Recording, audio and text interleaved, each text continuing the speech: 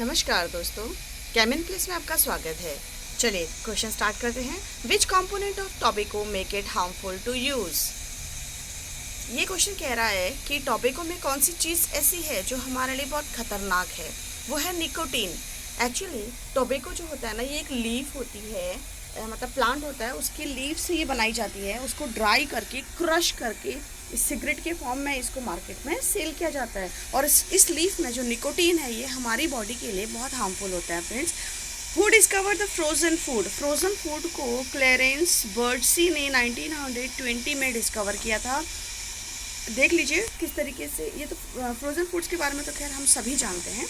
Next question, how zinc phosphide is use. ये बहुत ही इंपॉर्टेंट क्वेश्चन है। जिंक फॉस्फाइड का यूज़ क्यों होता है?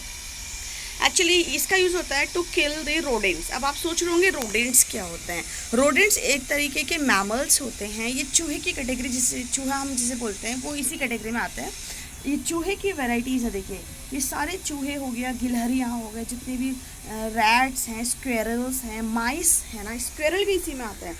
ये सारे किस में आते हैं? आपके रोडेंट्स में आते हैं। तो जिंक फॉस्फाइड इन रोडेंट्स को मारने के काम में आता है। ठीक है, रोडेंट्स इनके एक कैरेक्टरिस्टिक फीचर होता है फ्रेंड्स, पता नहीं आपको पता है या नहीं है, मैं बता देती हूँ। इनके सिंगल पेयर ऑफ टीथ होते हैं, इंसिजर्स, जो फ्रंट टीथ होते हैं, इंसिजर्स। और ये जो टीथ होते हैं ना फ्रेंड्स, ये इनकी कॉन्टिन्यूस ग्रो होते हैं लाइफ टाइम। इसीलिए तो ये रोडेंट्स हर समय कुछ ना कुछ कुतरते रहते हैं दांतों से। कुतरते रहने से इनके दांत घिसते रहते हैं और नॉर्मल बने रहते हैं। अदरवाइज़ अगर ये ना कुतरें तो इनके दांत तो पता नहीं कहाँ पहुँच जाएंगे। गिलहरी भी देखना हमेशा कुछ ना कुछ कुतरती रहती है, चूहे कुतरते रहते हैं। तो ये इसी वजह से कुतरते हैं, क्योंकि इनके दांत लाइफ टाइम क्या होते हैं, बढ़ते रहते हैं। ठीक है, which subatomic particle decides the chemical property of the element. Elements की केमिकल प्रॉपर्टी को कौन सा सबएटॉमिक पार्टिकल जो है वो डिसाइड करता है? केमिकल प्रॉपर्टी कौन डिसाइड करता है? तो ये होते हैं एक्चुअली, ये देखिए मैंने ये लगाया, जैसे ऑक्सीजन है ना, ये ऑक्सीजन क्या करता है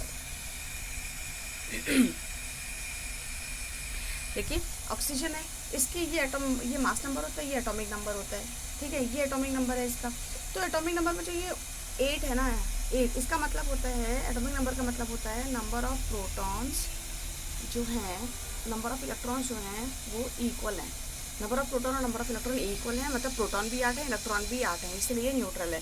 तो ये जो इलेक्ट्रॉन है ना 8, ये 8 इलेक्ट्रॉन जो है ना, यही इसकी ये एटॉमिक नंबर कह सकते हो आप इसको। ये इसी केमिकल प्रॉपर्टी को क्या करते हैं, डिसाइड करते हैं।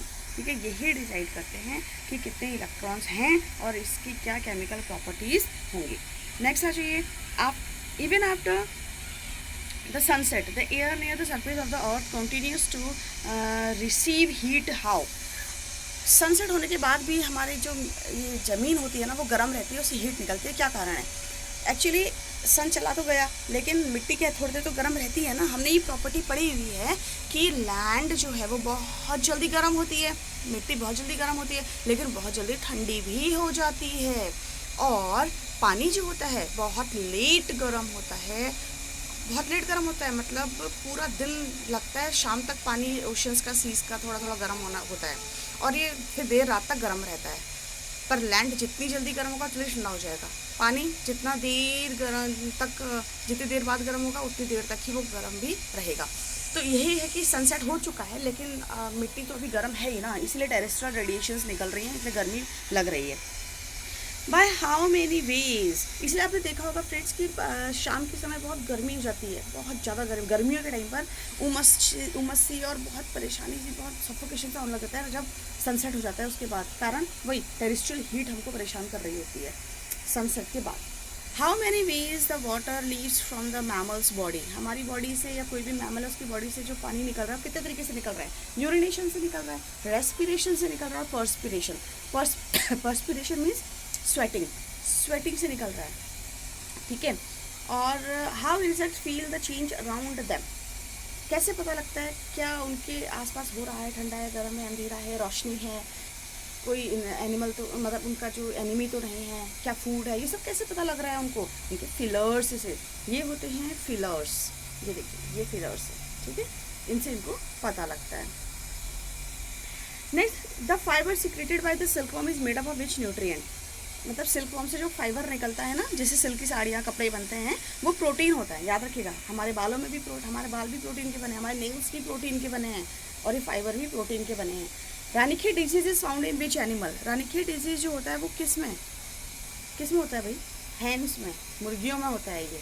इस रानीखेत डिजीज एक ऐसे डिजीज है, इसमें हैंड्स एक बार में ही लाखों मुर्गियां मर सकती हैं। मतलब एक ऐसी बीमारी है, या अचानक बहुत ज़्यादा हैंड्स की डेथ हो जाती है, ठीक है। इसको न्यू कैसल डिजीज़ भी कहते हैं। Newcastle CASTLE, Newcastle disease भी कहते हैं, ठीक है। अब ये देखिए, fish liver oil is rich with vitamin. Fish का जो लीवर है ना, वो किस विटामिन में रिच है? Vitamin A and vitamin D. Vitamin A and vitamin D बहुत ही इंपॉर्टेंट क्वेश्चन है। Liver oil, fish liver oil में विटामिन ए और डी होता है। ये देखिए, व्हाट इज द टीथ, क्या है ये? What is the health effect of excess fluoride in drinking water? अगर पानी में फ्लोराइड ज़्यादा हो गया तो क्या प्रॉब्लम आएगी? फ्लोरोसिस की प्रोसेस हो जाएगी। फ्लोरोसिस क्या होता है? Change in the appearance of the tooth. देख लीजिए आप, टूथ कैसे से कैसे हो गए हैं, है ना? तो ये फ्लोरोसिस है। What we call rain in science? Rain को हम प्रेसिपिटेशन भी कहते हैं फ्रेंड्स, ठीक है। तो आज का इतना ही, कल फिर कुछ नए क्वेश्चंस के साथ आती हूँ। तब तक के लिए बहुत बहुत धन्यवाद। पढ़ते रहिए, खुश रहिए, मस्त